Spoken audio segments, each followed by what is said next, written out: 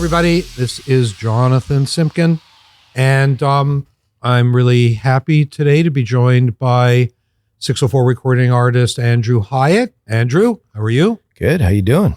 I'm doing okay. For those of you who've been watching the podcast, you know that I like to try and keep it as real as humanly possible.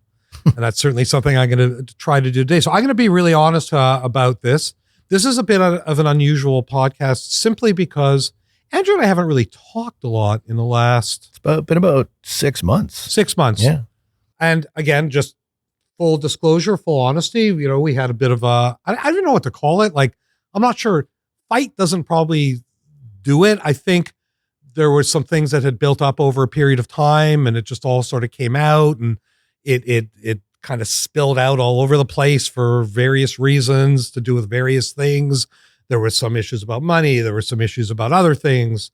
I would best describe it as two people who usually get along taking defensive positions. Okay. I won't disagree with that. Or maybe I will, just to be defensive. Yeah. So I wanted to, when we decided to do the podcast episode, I was like, you know what?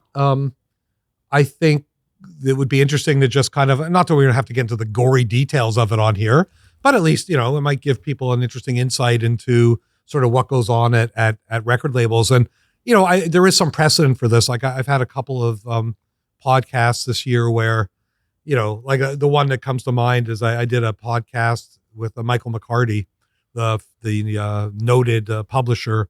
And he reminded me that 22 years ago, I tried to sue him on behalf of one of my clients. And the funny thing is, I didn't remember. Yeah. I said, really? What was that about again? And, you know, it's funny, isn't it, in this business, and I guess in life generally, sometimes you don't realize the impact on other people of things that you do. And it was weird because I was kind of in the moment, sort of like, like, I love Michael. I can't believe I did something that hurt him enough that he's talking about it 22 years later, 25 years later, because it was to do with that band Len, Steal My Sunshine. Oh, yeah. So that was 98, you know. It's a long time ago. Yeah. So we kind of talked it through on the podcast, and I was thinking about it. Like I was thinking about this. And I think one thing about what happened is that it's a bit illustrative of the inherent problems of combining label and management. Yeah. I think that's probably a pretty safe, like, foray into it. Yeah. I would agree. Yeah. So just as a bit of background for people, in the old days, and by old days, when I say old days, I usually mean pre-Napster, you know, that's kind of when the business changed. You know, when Chad and I started 604 Records all those years ago, 22 years ago, we didn't have a management element to it. That wasn't something that we were even interested in. Yeah. I mean, my old joke and my current joke is, you know, artist management would be awesome if it wasn't for the fucking artists. But it's just a joke, artists. Just a little joke. But it wasn't really something we were interested in. But then Napster happened. Yeah. And all of a sudden it's like, oh shit. You know, I remember saying to Chad, like, dude, we got a problem. And he's like, what? And I said, well, you know, we own a record company and nobody buys records. He's like, well, what do you want to do? Should we be doing those 360 deals? And again, for those who don't, 360 deals are sort of the standard still, I think. It's like the bad standard, though. Yeah, we've never. It's like a bad standard. Yeah, I'm not interested in it. 604 is never. It's like a good way to ensure that the artists that you tell them you believe in them eventually hate you. Yeah. Essentially, it's like the best once they realize, like someone who has no education in the music industry and is just still has the shine on them. They come in and they're like, oh my God, you're going to pay for everything. And then like, oh, and you're going to take half of everything at the end, or you're going to pay me out whatever's left over. And then they get to the point where they start making money and they realize, oh shit, like I will never make enough money to pay any of my bills. Well, that's right. Yeah. That's exactly right. And when Chad and I talked about it, I had no interest in for that exact reason. Yeah. I mean, look, you and I may have had some fights, but it's like, I don't, as a rule, I don't want my artists to fucking hate us. Like what's the part of the reason I love the music business is, you know, it's fun for the most part. Like it's something I enjoy. And that doesn't mean it's always good. You know, shitty things happen like in anything you do in your life, but you know, it should in theory be a fun thing to do. Making art, selling art. That's an amazing way to make a living. It's an amazing thing to do. But I didn't want to have our artists hate our guts. And to me, the 360 deal was so wrong in so many ways. I understood why they were doing it, but I still didn't like it. And the sort of compromise that we came up with was like, well, maybe we should start an artist management company, because that way at least we can participate in some of those other revenues and avoid going bankrupt. But at least be giving something back. Yeah. So we're providing a service, because in a 360 deal, say with a major label, they're not really doing anything. They're just taking a bunch of your money. You come home from tour and you got to cut a check to your label. And it's like, what? Yeah. If you make money on the tour. If you make money. Yeah. So we were not into that. And so we started a management company. And the thing that's funny about it is, okay, it's inherently a conflict of interest. Why? Because a lot of the job of a manager is to make sure the label's doing their job. Yeah. So if it's the same entity doing both, who's going to police the police, as they say? And it's, as from an artist perspective, it is hard for the artist in general to then go to the label and say, hey, you need to put your management hat on right now, and then also not resent me on the label side when I tell you that you're not, that I don't feel that this is. So it's this weird dynamic of like, you're trying to at the same time keep the relationship good on both sides. So sometimes if you're non-confrontational to a degree, which I tend to be up until a certain point, then you go, well, what do you let slide? And then eventually you or what don't you say? And then it builds up. And then when the dam breaks, it's a large dam. Yeah. Yeah. I hear that. And I think, for the most part, I've always tried to do a good job of taking a step back objectively, to kind of say, I don't know how many times a day I say, well, wearing my manager hat or wearing my label hat. And there are some advantages. So for example, if Marianas Trench are like, hey, we want to go tour in China, even though we know it's going to lose a bunch of money, that might be something we're more willing to do, because we know we have that safety net of the management income coming in for all the successes in other parts of the world. And so it's like, I'm more willing to say, yeah, you know what? That makes sense to me. Yeah. That's something I can do because there's money coming in other aspects. Yeah, there's a built-in buffer there. Yeah. That makes sense to me. Yeah. But then there's other times where that's not the case. And it's funny because with you, there was that, I guess I felt a little better about it all, because it wasn't just us managing. It was also Dallas, and it was also Scott. And to me, that felt like, okay, good. Like that way there's more voices than just people at my company. Yeah. But then other things happen too. And boy, this is where I have to be careful because NDAs. That's why.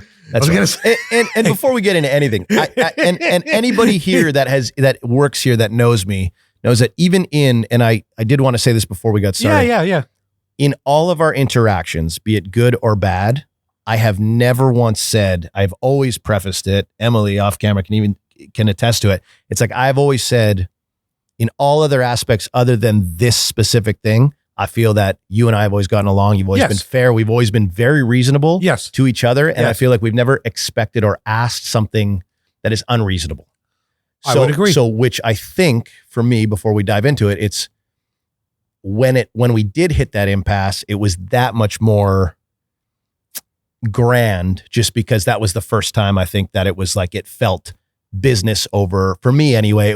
It felt like the switch flipped, and I was like, oh, this is no longer my friend. This is now business, which I was like, I'm not great with that. Like I tend to convolute both of them. So it was like, I took it personally.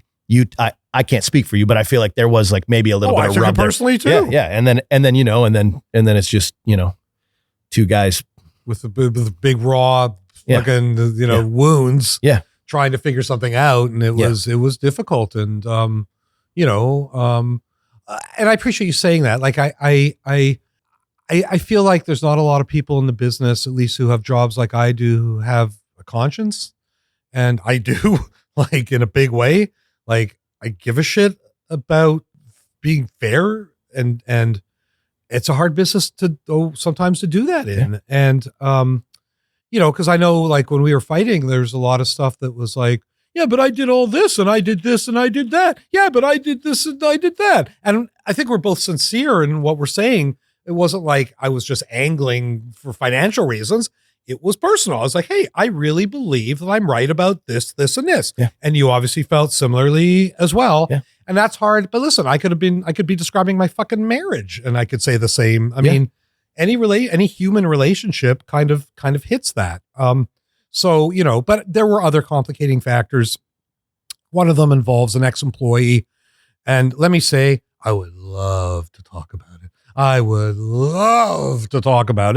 But as a lawyer, I've signed NDAs and therefore I'm not allowed to talk about it. But I would love to. But I have not. So, well, that's that's a good point. Yeah, I can say whatever the hell I want. That is actually a great point. But anyway, the point being, there were other interceding factors, and there were other interceding factors on the Dallas side and the Scott. Like a lot of different things all kind of happened all at once. And it was unfortunate, and shit happens. And there is also the aspect of it where the dealings in the areas, again, careful of relationships. Yep. In the areas that I was unsatisfied in, unfortunately, regardless of my personal feelings outside of the music industry with that individual, there were ways that I was not satisfied. Yes. And unfortunately, that responsibility in my mind, once that person is removed, you're the next in line. Yep. In my mind. So then where do you point that?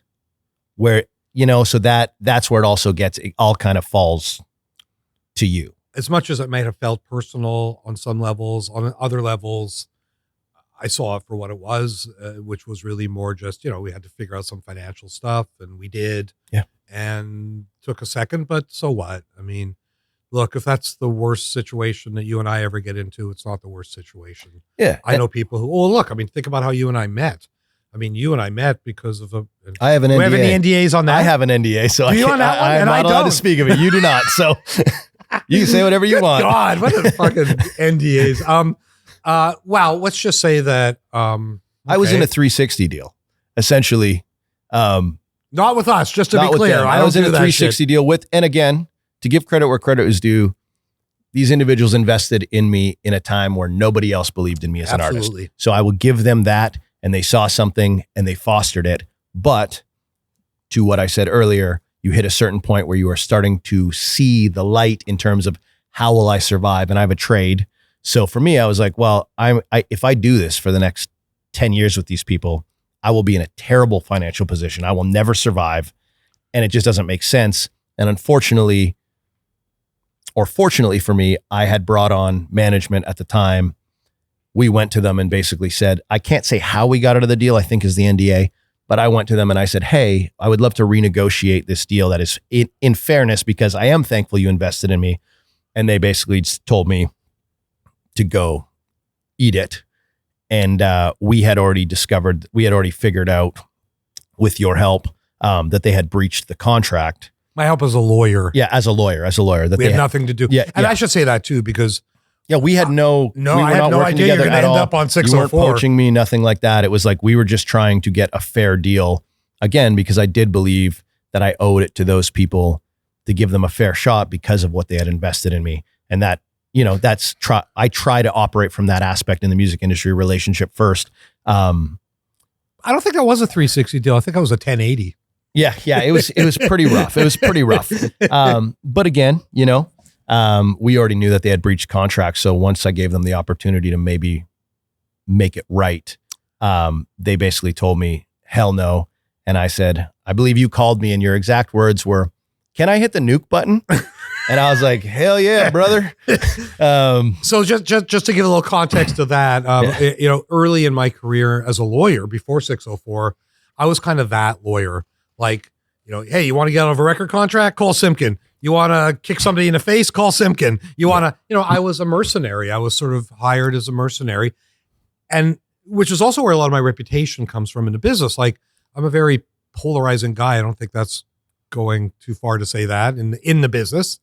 And actually, that's not even, I was polarizing in kindergarten, for fuck's sake. But, I in the music business, definitely. But I think a lot of that comes from my early, what I used to be hired to do early in my career, which was, I was the fixer. Yeah. Somebody's got a problem with a label, fucking get Simkin. He'll go full, nuke on them. Yeah. And that's kind of what I had to do. And, you know, I don't apologize for it. I'm glad it's not really what I do anymore. I mean, sometimes I have to do it on behalf of my own company, but it's not like that's fun. No, which oddly enough, it's because I've laughed to myself about this a couple of times through, you know, what we went through in the last 6 months, or the, you know, the conversations we had back and forth, having dealt with you in a number of legal situations, just, you know, having you advise me through a couple of things. There were moments where I laughed because I kind of, not to say, because I don't understand your brain fully, but I've seen the way I don't either, by the way. Yeah, but I understand the way that you operate and approach contractual obligation and blah, blah, blah, and like holes and stuff. So it kind of made me laugh a couple of times because I was like, if John was representing me in this, I feel like this is where he would go for the throat, which made me even angrier because I'm like, I fucking know that this is where he would argue. Why can't I hire Simkin to go after Simkin? Exactly. Where I was like, this motherfucker, like I've done this thing where I'm like, I know this is where he would argue, but it's like, how, anyway, it was kind of, I found the humor in that, even in all of this, where as I'm laying awake in bed at night, just fucking spiraling, I'm like, I could find the humor in it many times. Okay. No, that's fair. That's fair. But listen, this is a fucked up business in about a million different ways. And it's very different to operate a company now in the current landscape where, boy, I mean, I don't know if you saw the story yesterday, but Universal's going public. Universal's going, see that. Which I was like, wow. Is that because, I mean, it could be a million reasons why, and I'm not on the inside of that, but that's kind of a profound sort of happening. Like, just like, wow, I mean, are they in some financial trouble? Like you sort of look around just kind of going, or all the radio stations where everybody's getting fired and stations are disappearing. I saw Chorus let go of a bunch more people last week. We're sort of sitting here watching the business kind of break down and get rebuilt right before our very eyes. Pretty wild shit. Yeah. It's constantly changing. Yeah. So, okay. What else do we want to talk about that? Anything? I mean, no, I think. Can we say just to leave that particular point, can you acknowledge that you were wrong? And I can acknowledge. I'm kidding. That's all I want. I'm not asking for much, Andrew. I came here for the same thing. So, oh, God damn it. Well, that's a bit of an impasse. No, I think, yeah. Oddly enough, I think our solution could have gotten there faster if, one, for me on my end anyway, it's like, you know, we kind of do this thing where we didn't speak personally for a while, which then it becomes kind of like a fuck you, well, fuck me. You know what I mean? It's like that back and forth thing. I understand the why. It's like, I feel like your brain kind of flips into like business mode where mine flips into like personal mode a little bit more. I mean, I don't want to speak for you, but you know, like the way that we got to the almost resolution of it, I feel like we're pretty close right now in terms of getting everything settled. It's like, I knew that existed in our initial conversations, but the moment that I felt that you were like, I felt like it was an attack, I was like, okay, well, I'm not gonna present this right now because I don't even know that the numbers are correct. I feel like they're incorrect at the moment. So I don't want to go into this and then get fucked over. So then it, again, you know, I think we could have got there faster, and hopefully in the future, if we come to an impasse, we just go, I'll just fly out here and get face to face with you and we'll get over it very quickly. I have a bad tendency sometimes if something, I mean, I have pretty tough skin. You have to in this business. Yeah. But I definitely have a tendency that if something's really like personal and feels personal, I can kind of shut down on something. And I think I kind of shut down with you. Like, and it wasn't like, it wasn't like, fuck him. Cause I never felt that. It was more just like, I don't understand why we seem to be speaking a different language right now. I don't understand why the stuff I'm saying doesn't seem to be resonating with him at all. And I think I just kind of went, I just can't deal with it. Yeah. I just can't deal with it right now. Yeah. We're not getting anywhere with it. So you know what? Like, I'd rather just kind of go retreat to my neutral corner and focus on other things and then kind of revisit, come back and go, okay, is it feeling a little better now? Or is it feeling, and I even think at some point I kind of turned it over to other people in the company because it was just too much. I just couldn't deal with it. And I hate admitting that. But that's better than like, fuck him. And I'm not going to, because I was never like that for me. I never got to that point. I was more just like, I can't handle this right now. Like I just can't handle it. And when you're running a company that's gotten as big as this one has, you only got so much space for things. Yeah, bandwidth. I do understand that 100%. Which sucks in a way, because it's like, I wish I could have been more like, okay, Andrew, here, I thought of this through, and here's what I think we should. But I was even having trouble kind of getting to that point internally, forgetting whatever difficulty we were having communicating. I was having trouble myself, just going, well, shit, maybe, am I an asshole? I thought I, you know, like you sort of start questioning yourself and you start questioning everything. And then finally you just kind of go, okay, I don't know what the fuck I'm even feeling at this point. So better not to act or communicate if you're not clear about what you're communicating. Yeah.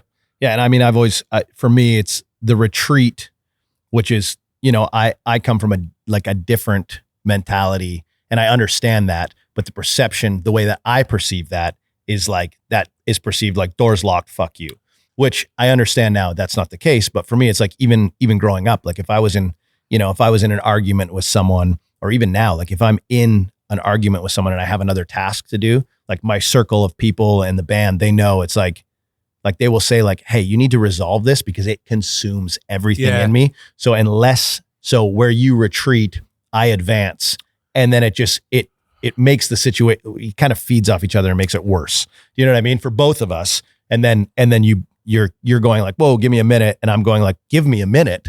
But you're saying the same thing, but it ends up being catastrophic kind of to both people. Yeah. I hear you. No, I think that's there's some truth in that. Anyway, so just go and, fuck after this and it'll all be better. I'm sorry. Don't cancel me, please. I've already gone through that. Yeah. Which is funny because I was thinking about, I don't know what made me think about this today, but I was thinking about when I got into all that trouble with that tweet in 2018, I saw you, I think the day it kind of became big news, and we were at some weird venue in Toronto. You were playing. Was it it was like what was it called? Do you remember that? Yeah. We were like in the backstage. Rockin' Horse. It was like this, it's like a bar in Toronto. Oh, but the backstage was actually upstairs. Yes. Yeah. That's right. And I remember walking in and I must have looked like a ghost because I had just like, that's when this tweet of mine had blown up all over the news even. Oh, I remember. And you were very kind about it. Yeah. You were very kind about it. I was like, so do you hate me now? And you're like, dude, it'll blow over. And yeah.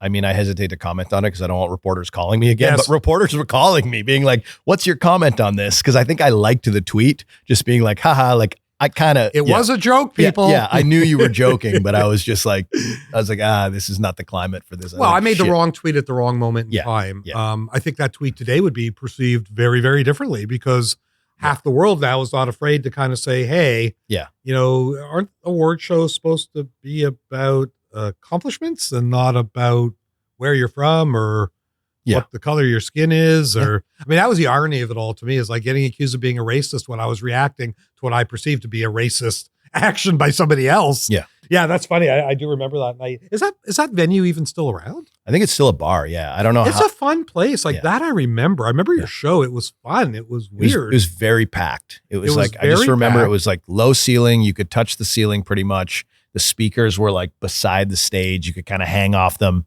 And I remember that was actually, this is kind of random. That was the first show that I ever got aggressively groped at because the stage was kind of at this like weird crotch. I did apologize for that. Yeah. You did eventually. Yeah. Thank you for that. But no, but I remember is that it kind of felt like one of those, it looks like a bar that you see in a movie where people end up having a fight. Like it is like, one of those bars you expect to see beer steins like flying through the air and smashing on the band, but no, that was fun.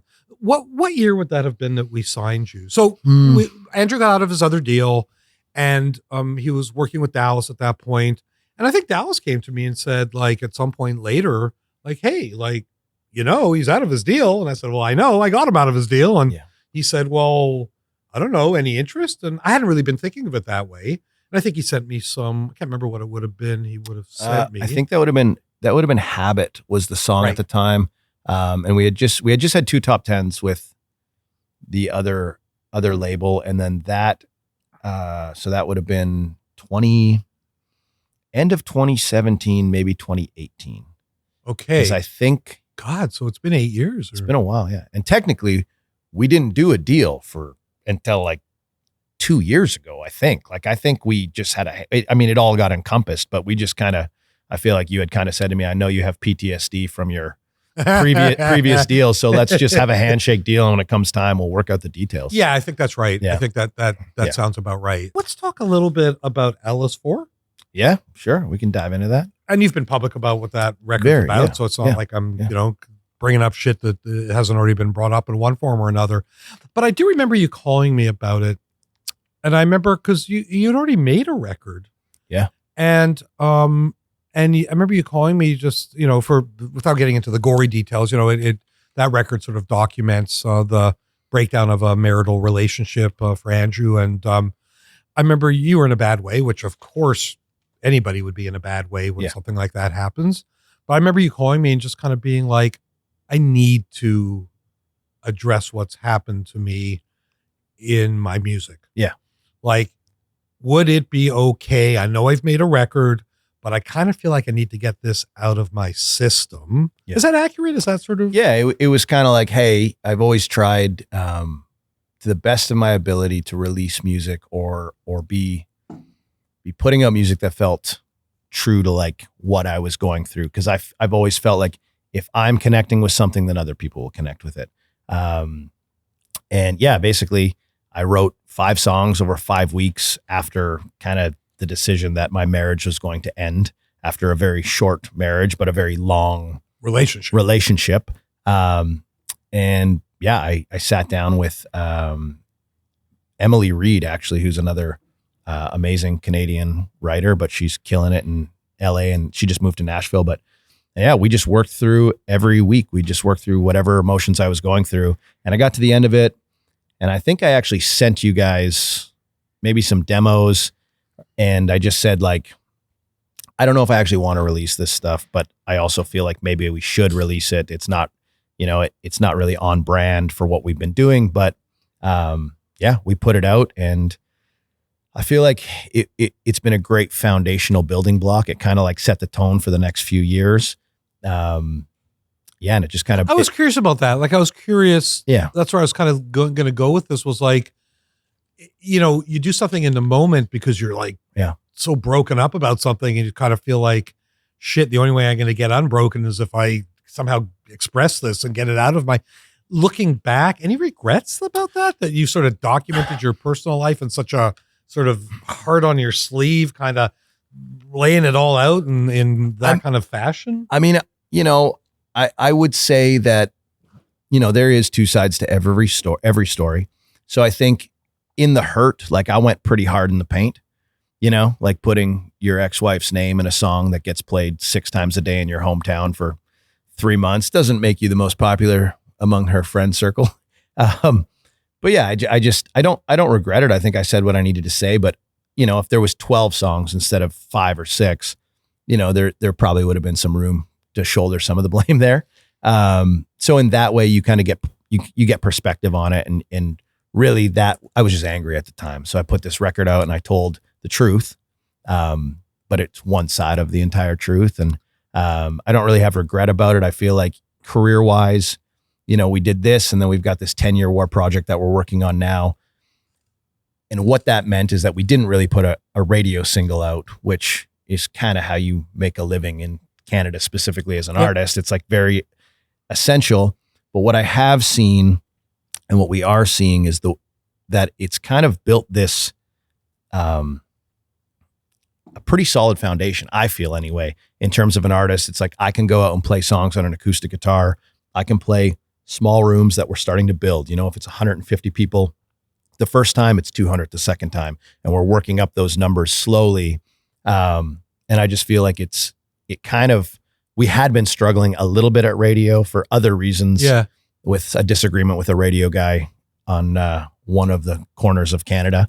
I don't think he appreciated my comments at one point in time. So I feel like we didn't get the ads there for a while. I was blunt about some of his comments, which I felt were a little sexist and whatnot. And, but looking back, I think that it's kind of cemented me, at least from what I can tell, as like someone who is not just a guy who's out there singing songs he doesn't care about. It's like someone who can write songs that are real, that connect. And at the shows, without the support of radio, on most of those songs, we've seen delightful support on certain of the songs. That's streaming, and I'm very thankful for that. But I see people singing word for word. You know, if you have a room of 150 people and you're on an acoustic guitar in this intimate setting, it's like, that's not massive, but all of those people have paid maybe $40 a ticket, and each of them is going to spend another 40, maybe 85% of them have spent $40 to $60 in merchandise. And suddenly you go, okay, well, if I do this every night on a tour, it's a viable living. So it kind of changed my mindset in a roundabout way to like, how do we build a hard ticket market that basically cuts out everything else so that everything else is bonus when it comes in? Yeah, it's interesting, isn't it? I mean, it's interesting because it also speaks to, like, radio's still important. There's absolutely so no doubt about it, but it's less important. Yeah. And there are ways of making a living. It's more important in country than in other sort of genres, I think, right now. But it's, you see it. And I mean, there's a reason chorus is laying people off and Bell's closing stations, and because people aren't listening. Yeah. They just aren't listening, you know? So, but one thing I think is interesting is like, so this happened. When did we put out Ellis for? Like 5 years, 4 years? It would have been 20. I think we dropped it in 2023 in December. Okay. So I think or the EP might have come out the year after, like just at the beginning of the year. But the first single, actually, this is a savage, and it wasn't, I would like to go on the record, this was not my intention. This happened by accident. You guys sent me the release date, and it was December 1st, which is my ex-wife's birthday. And the song had her name in it, and it went to radio. And it was like, I didn't do that on purpose. It was just kind of like, did. Yeah. I was trying to be a bro. Yeah. It was just kind of a bit of a crazy coincidence. And anyway, so that would have been the end of 2023. Okay, so it's been a couple of years. Yeah, it's been a few years. Is it different singing those songs now? Like when you sing those songs now, because listen, you're clearly past it. Yeah, I mean, it happened. It was a drag. It sucked. Yeah. And now it's a couple of years later. Is it different singing these songs now than it was when they first came out? Yeah, there's definitely less, like, I think there's more clarity. Like I've gotten, you know, you can't see the forest for the trees. Well, I can see the forest now, and I can, you know, I'm less angry in what I'm saying, and I think there's more grace there for what happened and why it happened. And, you know, just after you kind of go through the phase, you know, we toured, and that record was kind of a thing, and the crowd in certain cities is like chanting like "fuck Lisa" at the top of their lungs. God. And it's like at some point a switch goes off and you go, okay, this is still a human being. This is like, there's intricacies here. And it's like, I understand. It's like, let's get rid of that. Divorce happens, people change, people want different things. Sometimes communication breakdowns happen in a relationship, and you have a hard time saying what you want, and you just end up down a road, and you get to the end of it. Sorry, you're talking about her or you and me? Well, this is our marriage. Jeez, thinking about it, I should be happy that there wasn't a "fuck you" Simkin song. Yeah. Maybe there still is one. Well, the next record's called "Contractual Obligation," so no, I'm just kidding. But no, so yeah, I don't regret it. I think it's like, you know, doing it now, I tend to shy away from some of the songs, or I introduce them differently. And I am thankful. I feel like people have connected with those songs in a way that I could have never imagined. Yeah. The amount of people, like, especially men, which is like 74% of my market is women, and it's between the ages of like 26 and 41. And the amount of men that I get messages from who are like, hey man, like I'm down bad right now. Like I'm in a bad way. And this song is like bringing me back to life. Like they can see it. So that's been kind of nice, because I feel like that's not a support group that is loud and proud and out there. You know, it's like the men are kind of left behind, I think, sometimes in terms of like dealing with the emotional. Absolutely. Yeah. So, okay. Well, that's interesting. Boy, do I want to ask this? Cause I'm so curious. I'm going to ask. No, you go ahead. Did you ever hear from her about her reaction to it? Do you have any idea what her take on it? Was she angry? Did any friends be like, oh man, she is so fucking pissed that you did that? No, we never spoke, but there is a line. So there's a story here, which again, this is not I don't even know that dude's name. Like the guy she ended up with. I don't know. I have no idea. Like I couldn't pick him out of a lineup. I know what his truck looks like. That's it. Yeah. And so when it all kind of happened, when there was things going on, there was some mistruths being told. I called a buddy of mine because someone had snapped a picture of his truck at the house, and we had agreed, you know, for better or worse, no one's going to be at this house, blah, blah, blah. Like, well, I can't remember the exact timeline, but so I called a buddy who was a cop, and I was like, hey, this is my best friend. He stood in my wedding. I was like, I need you to run this plate for me. And, you know, it's like a weird ask because it puts him in a weird spot, but he's from out of town. And so he's like, leave it with me. He knows me well enough to know I'm going to cool off, but I don't know this. So then I call him like an hour later, and I'm like, you know what, man? I'm just going to believe her that it's her friend's dad's truck and they're moving into their new store, yada, yada. I'm like, I don't actually want to know. And he said, okay. He's like, as your friend, I'm going to tell you this. He goes, without saying too much or like sewering myself, if you guys stay together, like if it was me, don't believe her. And I took that as he ran the plates, but he doesn't want to get in shit. So then I write this song, and the second verse is, I knew his name while you still denied, because my friend ran the plates of that truck in our drive. Ouch. Did he have his way in a bed that was mine? I went through hell just to find. So that, and then L is for blah, blah, blah, and then her name. So I'm on the second day of a tour, and this song is out. It had just gone to, I think we took it to radio, or like certain stations had asked for it. We didn't actually deliver it, but people who knew me, they thought it was a good song, like Dana. And anyway, so it ends up playing. This man is in the trades, and it's playing, I'm sure, on radio. I knew for a fact at one point it was 5 or 6 times on radio in repeat, blah, blah, blah, or like in over a couple days, and this goes on for a few months. Anyway, I get a call from my best friend, who is the police officer, while I'm on tour, and we're 5 or 6 days away from playing my hometown. And he goes, I have to tell you a story. And so he goes, he gets pulled into his sergeant's office, and the sergeant goes, hey man, did you run the plates of a guy who lives in Sudbury? And he goes, no, why? And he goes, well, he's filed a Freedom of Information Act. So he spent X amount of money. This guy who slept with my wife in my fucking bed that I built before I left for whatever reason, files a Freedom of Information Act. And the best part is, my buddy's like, no, I didn't run the plates, but I believed that he had run the plates. So then essentially, like, the sergeant hears the whole story and gets to call the guy, and he's like buddies with my buddy. So he gets to go like, basically like, fuck you, dude. Like, no, we didn't do that. There's proof of it, blah, blah, blah. So this guy spent money for no reason. But then I'm like the most petty dude in the world at this point. Like it's like Tom and then me, you know, it's like, that's how petty I am. Yeah. And so I have this picture of this guy's truck in my driveway. So I call a graphic designer friend and I say, put that truck on a shirt that says living rent free in your head since the date that it happens. And there's a badge and then Andrew Hyatt across the front. Nice. I get 100 of those made for my hometown show. We sold out of the shirts before I got on stage. So then this guy, it's just like funny to me. It's like, that's the level of petty, but also like him doing that.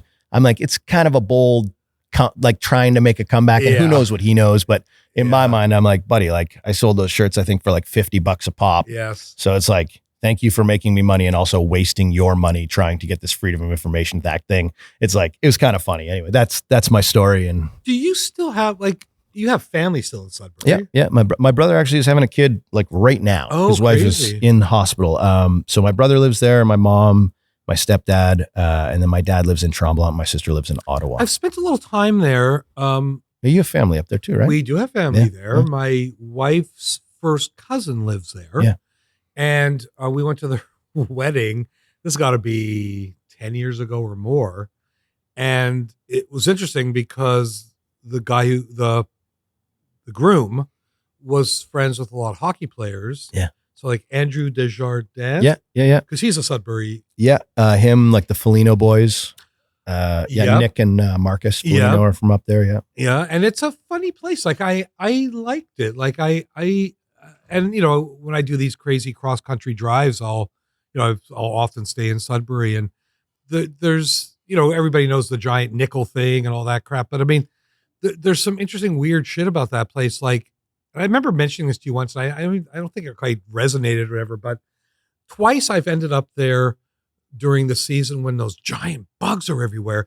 What are those fucking things? It's either pine beetles I don't think it was. or June bugs. I think they were June Do they bugs. have long antennas? Yeah, and so it's like so those are the pine bugs then. Well, you go to the fucking hotel and it's like the entire door of the hotel's covered in these bugs. It's like 2 weeks of that, and it cycles, and it gets really bad sometimes. Yeah, and, they come out of and nowhere. they're harmless, I believe, but maybe they're not harmless to trees. But. So the June bugs are big, and they're like a circle when they're flying, and those are like just harmless. But the pine bugs, if you piss them off, they have big pinchers on them, and they will bite you. So.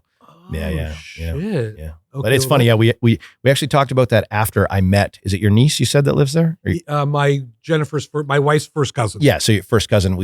Oddly enough, I met her at Nick Foligno's house.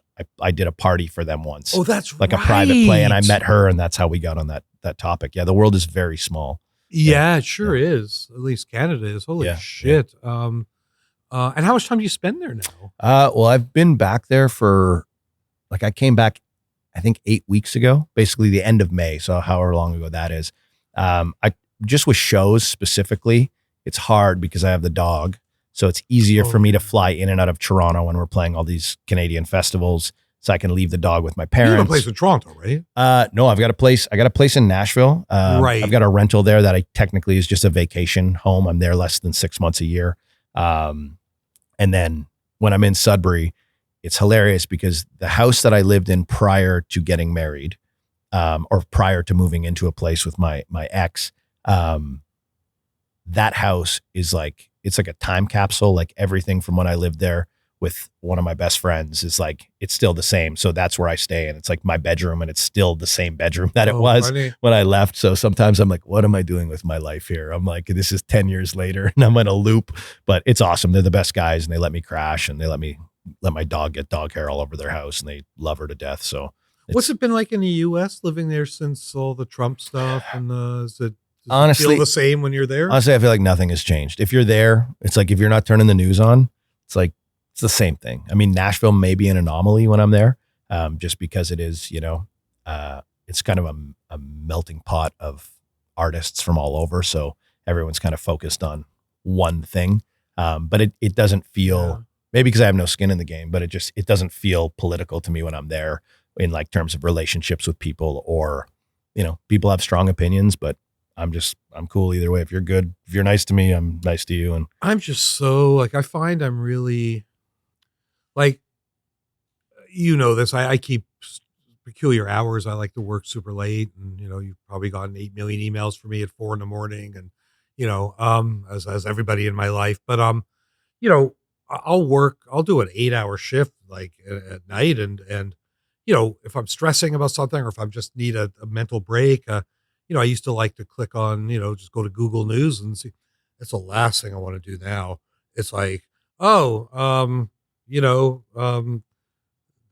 Israel bombs Gaza again, and a synagogue gets attacked, and Trump did this and Trump did that, and Jesus Christ, I just find that it's the world feels very menacing these days. I mean, in a weird kind of way, it makes me feel art is more important now than maybe it has been in my lifetime. I know I personally escape through art constantly. I'd much rather at night listen to music if I'm taking a break than look at anything on the internet, because the internet is just so goddamn toxic. And I have everything muted because in terms of that stuff, because I feel like I can find evidence of whatever I'm looking for. That's how it feels. It's like I can go back and forth between pro or not, and it's like one side or the other. And I just have this constant thing where I'm like, I actually, on the next record, we have a song. I have a song that I wrote, and I'm kind of scared of it. It's called American Jesus. And the whole premise of it, which I think, unless you grew up in church or you have a little bit of a background, the lyrics kind of give away that it's a little bit tongue in cheek, but it feels like a very serious song. Yeah. So sometimes it feels like I am saying Jesus is American, which is the hook, but it comes from flipping back and forth between both sides, both on socials or the news. And I think what triggered it was flipping through cable and seeing one channel, literally one guy on one side, gives the speech and says, "And God bless America," as if their plan is God's plan. Yeah. And then moments later flipping to the other side and seeing the exact same thing. And I think I was pretty stoned, and I was like, to me, it just hit me where I was like, man, like, whether you believe in God or not, I'm like, if that exists, if there is a God and there is this omnipotent being, it's like, I highly doubt that his plan falls perfectly into either of those categories. Do you know what I mean? So then I was like, to claim your plan as his felt absolutely insane to me on either side. So I was like, anyway, I wrote this song about it, but the reviews have been mixed from people that we've sent it to. They're like, I don't get it. Or they're like, this is offensive. And I'm like, it's not. I'm like, it's just discussing this in a way that is, kind of making light of the fact that people are claiming their plan to be of a higher God's power. on your side. Yeah, it's like that God's on your side. I'm like, the arrogance of that is insane. It's like, anyway. I don't know what to make of it all these days. I mean, I went to do some shopping in Bellingham, which is, Vancouver is obviously very close to the U.S. border, and the first city of any note is Bellingham, and it's very common for Vancouverites to go shopping in Bellingham, and because I'm diabetic, there's certain foodstuffs that I can get there that I can't get in Canada, and 3 days before the first set of tariffs were supposed to take effect, I was like, shit, I better get my ass down there, and I got hassled at the border. Holy Interesting. shit, did I get why are you going to the States? So I'm going to do some grocery shopping and then turn around and go home. You go all the way to Bellingham to do grocery shopping, which took me aback because like everybody in Vancouver goes to Bellingham. It's not like it was some unusual event. It's something I've been doing for 50 years. Yeah. I said, well, yeah, like many Vancouverites, well, why can't you just show up in Vancouver? Like I was getting grilled about it. And he didn't believe I was a lawyer. Like, what do you do for a living, sir? And I was probably dressed like this. Yeah, like you don't exactly fit the mold. No. Yeah. I said, I'm an attorney, which is funny because usually when people ask me what I do for a living these days, I say I own a record company. I'm not that proud of being a lawyer, but I'm an attorney. And he gives me this. Gives you that look. Yeah, right. Yeah. And the next thing he says is, sir, roll down the back window of your car. And I'm like, oh no, like, where is this going? Yeah. Anyways, ended up being fine. I mentioned I was Nickelback's lawyer, and I said, if you got Google in your little kiosk there, just Google image Nickelback lawyer, which he did. Yeah. And then he's like, shit. And then he took he looked at the screen, he looked at me, he looked at the screen, okay, go. Yeah. He let me go. Nickelback saves my ass again. Yeah. But I haven't gone back since. I haven't crossed the border since. Yeah, I've only had one experience, and it was, like I was literally going down at the time. The person that I was seeing lived in Nashville, and it was in the summer, and I was up here. So I was going down for, I think, like 10 days. I had a 10-day gap, and I hit the border, and I actually had been working on the record we're putting out, the 10-Year War. And I had like an SM7B because I was doing like work tapes in the Airbnb that I was staying at, kind of at night, just working through parts and just kind of going like, maybe I sing it like this, maybe I don't. And, in Sudbury, like the place that I have there that I stay, it's like, well, I'm not going to go Toronto to Sudbury and then to drop off a microphone and a cable. It's like, I didn't have a guitar or anything. I just had like my laptop and a mic and a couple things and like maybe a little keyboard. And I got to the border and I had my dog with me, and the guy's like, oh, what do you do? And I'm like, I'm a musician, but I don't perform in the States. I don't make any money in the States. It's like, I don't work there. I'm there when I'm there. And then when I'm here, I work. And he was like, okay, open the trunk. And then he's like, roll down the window. And I got this big German Shepherd who's not happy to see him. And she's like panicking. She doesn't know what's happening. And he opens the trunk. He's like, what's with the gear in the back? And I'm like trying to explain, like, like, he's like, well, like you're not playing down there, but you're bringing musical equipment. And I'm like, if you knew anything about musical equipment, you know that I'm not going to be performing with an SM7B and like a laptop on stage. It's like, that's not what I'm going to be doing. Right. Yeah, exactly. So I had to explain that. And it was a bit of a weird, it was just weird. That's the only time that I felt like, oh no, like this was just like the only time I've been questioned in that manner and kind of got detained. And I was just like, and then you got to prove it. And then, so it's just a little weird, but outside of that, honestly, I've crossed probably like 15 times since then. And I've never once had a problem. In fact, it's been quite quite the opposite for me so far. It's been quite pleasant. I'm going to get back on the horse here pretty soon. Yeah. I need some supplies down there, but boy, it's weird after all these years of crossing the border all the time. I'm like having like mini panic attack about going for. And again, like because I can only base it on my experiences, sometimes I look at certain things that are in the news, and the news is to a degree sensationalized. You know, it's supposed to be like, pay attention. It's like bam, bam, bam, bam. So stuff is happening, but sometimes I'm like, okay, how, you know, when I cross, like I have a return date because I have to work, or I have a session, or I have something, a festival. And I feel like some of the times when I've read these articles, like the title is like, you know, woman detained and deported and blah, blah, blah. But then you dig into it, it's like, well, she flew from like Canada to Mexico to try and enter the US, and she had no return date, and she didn't have a job. She had just quit her job. And it's like, there's usually some reason. Sometimes I'm like, guys, like, come on, like at least have a like if you're in defense of the people who are screening, it's like there has to be some logical explanation that doesn't raise a flag, you know? It's like, so I don't know. Yeah, it's interesting. Yeah. Well, listen, I think we should talk a little bit about your, like, what's upcoming. What is upcoming? Like, basically every 8 to 9 weeks, we've been rolling out a song since January off of a project that I called the 10-Year War. So as long as we've been working together, I've been doing what at the time we would call like B-side kind of records, which it started out, I had a group of songs that didn't really belong in like mainstream country, kind of lived in the Americana space, the songwriter space.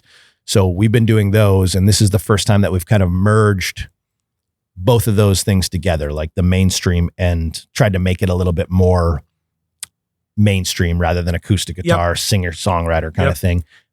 So the 10-Year War will be the umbrella that moving forward, all of those projects will just fall under that. For those who don't know, I mean, when 10-Year War, like what's the context of that? Yeah. So that title just, I'm basically in year 10 of being in the music industry. And if you've been in the music industry, it is at times a war, and it feels like you're fighting. I've kind of had this thing that's happened in my brain where when you have success to a degree, which I've been super thankful for at radio, and, I've been able to make a living most years as an artist, you begin to chase that. And it kind of, when you start out, like I can remember being 12 years old or 13 years old, maybe a little older, and getting like an old Mac and like messing around on GarageBand. And like, I'm up till 4 a.m, just like every chance I get, I'm writing songs because I love it, because I love creating art. And then at some point in time, this shift happens once you have a little bit of success and it becomes a job where you create this thing and then you hand it to somebody else to tell you what its worth is, which is a dangerous thing as an artist, because that is a good way to burn out, or a good way to begin to hate what you love. So kind of to tie back into the L is 4 thing, that was a passion project, which then sparked this passion project.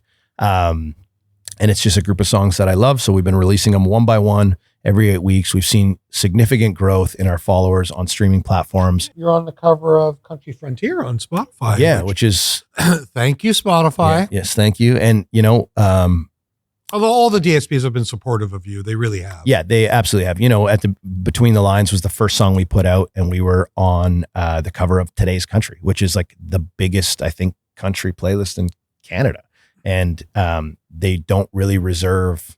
Is that Apple? I get confused. That's Apple. Yeah. So George was like, has been so supportive. George is a big supporter. Yeah. For the last 10 years. George Maniatis. Yeah. And, he gave me the cover, and he even said, he goes, hey, we only really reserve this cover. Like maybe 3 artists in Canada get this, and amazing. A year. So it was huge, and we saw great numbers, and that song did really well. But yeah, we're just rolling it out piece by piece. We've kind of changed our approach. And yeah, we'll put the rest of this EP out. I think we just put a song out on Friday called Bibles in Hotel Rooms, which is kind of a stripped down song. That's the one that ended up giving me the cover of Country Frontier.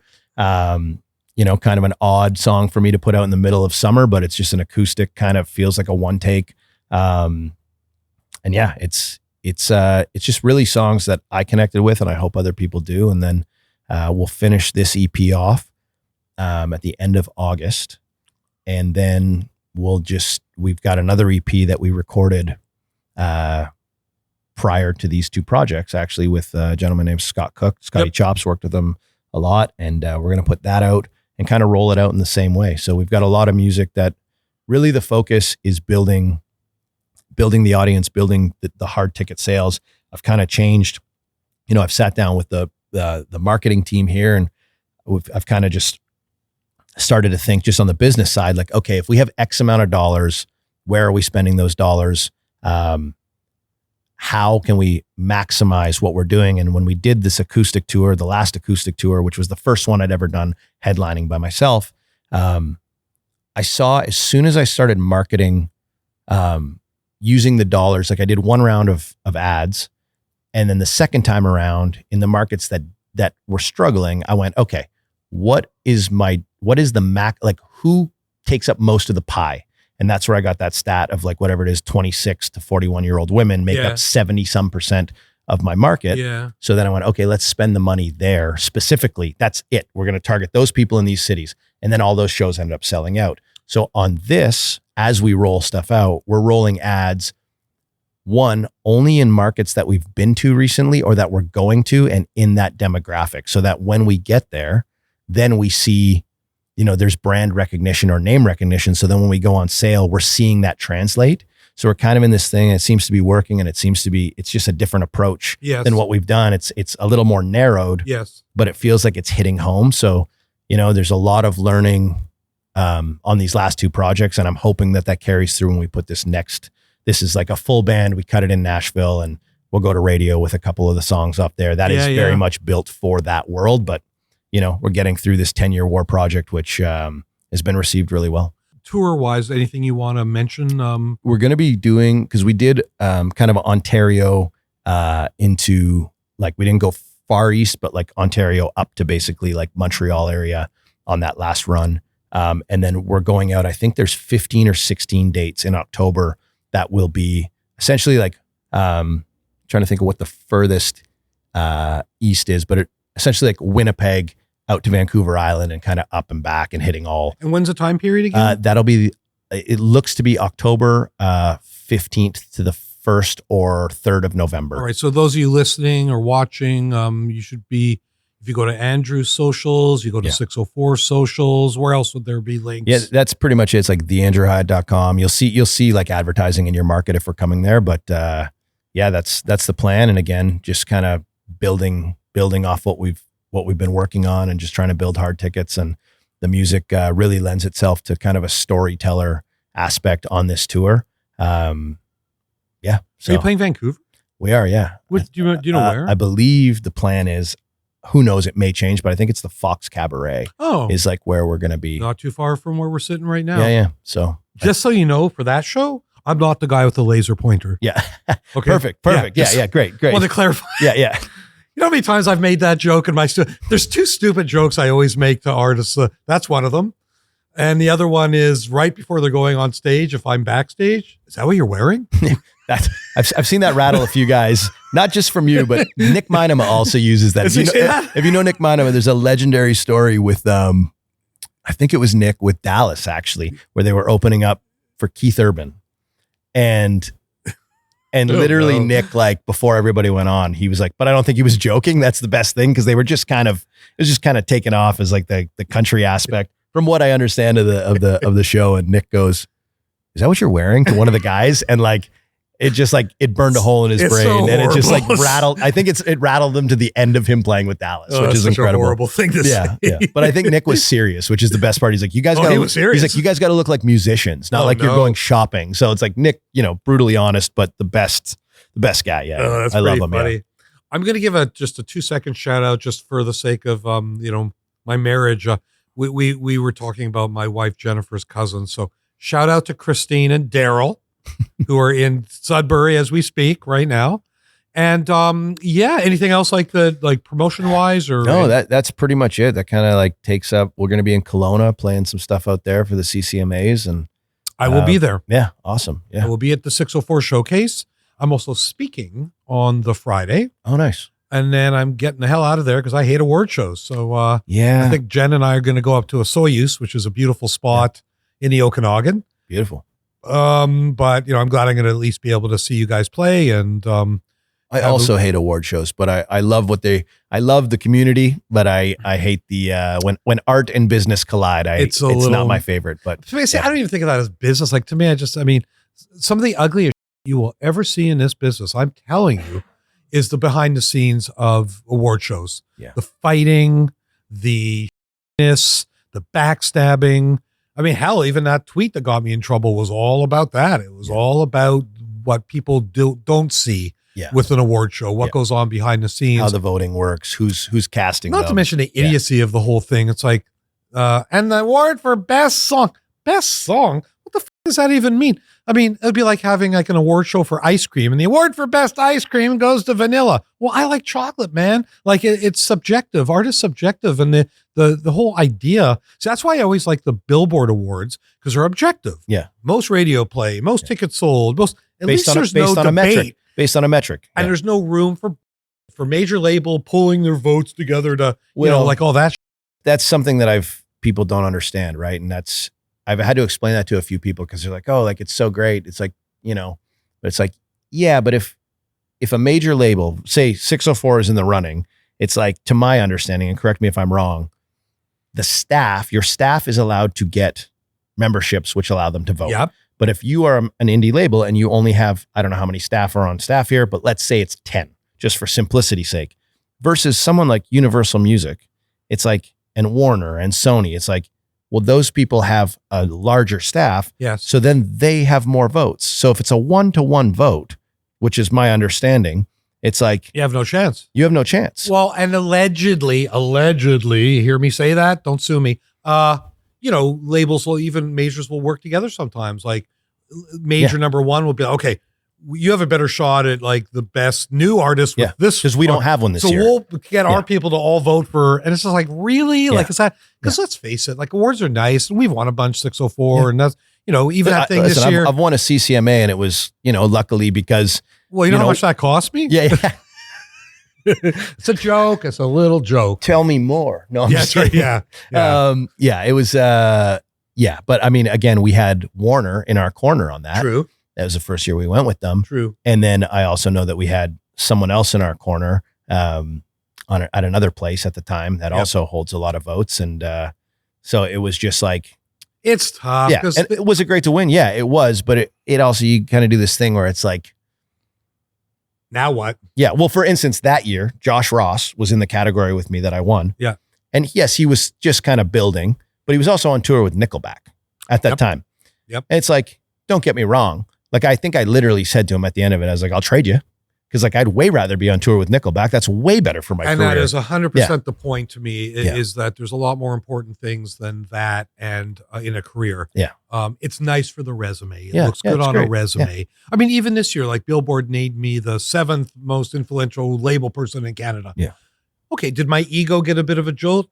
Absolutely. Yeah. Like, it is nice to celebrate. Did I show my kids? Yeah. Of course I showed my kids. But you know what? Yeah. Has it changed anything? Yeah. Will it change? Does it actually inherently mean anything? I don't know. It can help. It doesn't hinder, but it's like, I feel like as I get older in the music industry, like I'm 38, which is not old, but it's, in country, it's actually kind of a good age. Yes. Correct. But now there's a lot of younger guys who are up and coming. And I feel like I was blessed with having guys like Dallas and Scott kind of come in who had been through it. Yes. And kind of mentored and kind of like talked me through certain things, the wins and the losses. And now like, I've got buddies that were nominated this year who are significantly younger or newer in the industry. Yeah. And I, the text that I sent out to them, I said, hey, congratulations on your nomination. But I just want you to know, like, go into this in this way, is that the win is that you're in the conversation. Yes. Because you're creating art that people are talking about. Yes. I said, win or lose, go in and just enjoy the weekend. But the win is not, like, winning or losing is not going to be what keeps you making music for the next 10 years. It's head down, work hard, build great relationships, because there's going to be wins and losses. It's like those things don't matter. But sometimes as an artist, if nobody tells you that, you're thinking of it like, if I lose, then I'm a loser. It's like this, or like you have this thing where you want it so bad, but it's like, that actually doesn't do anything. Like, I think the first year I lost, which I think I've lost 3 or 4 times in categories. Maybe I think it's 3 times. So don't fact check me on it, but it feels like that. like, I think the first time I won, Dallas pulled me aside and he said, hey, just so you know, like the first year I was nominated, I lost to this person and they're not even in the music industry anymore. And now he's in that year, you know, whatever, he was the highest grossing country artist in Canada. Yeah. So it's like, you know, it's like, it's like, it doesn't part the river, or it doesn't send you on a trajectory that is, I don't know what the word is, but it's nothing's final about those things. No. And you're right. I mean, I know lots of artists who, like, I remember going to the CCMAs and I've only been, I mean, I can't remember the guy's name even. Was he an artist? Yeah. From Saskatchewan. Oh, okay. And, not Brad Rempel from High Valley. No. I don't know if they're from Saskatchewan. It doesn't even matter at this point, but like, I mean, the point is, I can't remember the guy's name. Yeah. Like, what does that tell you? He won the CCMA for male, and God bless him. I'm not trying to diss the guy, but it's just like, you know, it just goes to show you, you know, he won the award that night, and here we are maybe 10 years later. I can't remember his name. Yeah. Well, listen, like, this is the thing again. It's like, I have peers in the industry who have had multiple number ones in Canada. And in certain circles, when I'm just meeting people, they're like, oh, like, who do you know? Blah, blah. And you say the name and they're like, I have no idea who that is. But then you play the song and they go, oh, I know that. But that is just indicative of Canada. And they're not really being like, you know, maybe 20 years ago when Much Music was popping off and CMT was popping off, people would look at that, and then it kind of built the star system. But as corporations came in and bought stuff and kind of dismembered all of that star system, it's like, it's kind of changed from the days when, you know, someone like Headley could come in and be this band that sold out all across Canada and do the thing because they were put in front of people as stars. It's like, that's what it was. It was like, it built us up in a way that was different back then. So it's funny you mentioned Headley today. I don't know if you saw that the hockey players were acquitted. Oh, I didn't see that. No. Yes, they were found not guilty today. Which, not to start that could be a whole podcast on its own, but I was fascinated by it. I've been following that so closely, and thought that was pretty. It'll be interesting to see the sort of reverberations that come out from that, good and bad. I mean, not guilty, but they sure didn't come across very well in that. Not guilty, but it didn't look good. No, why? You know what I call that? I call it a Gomeshi acquittal. When like Gian Gomeshi got acquitted, but it's like his career was kind of over because everybody saw everything, and the PR fallout is not. There's no redemption. No, there isn't. So, but okay. Well, listen. Thank you for doing this. So check out Andrew's website. Check out 604 if you want to get more information about what's going on with him. Thank you, everybody, for watching.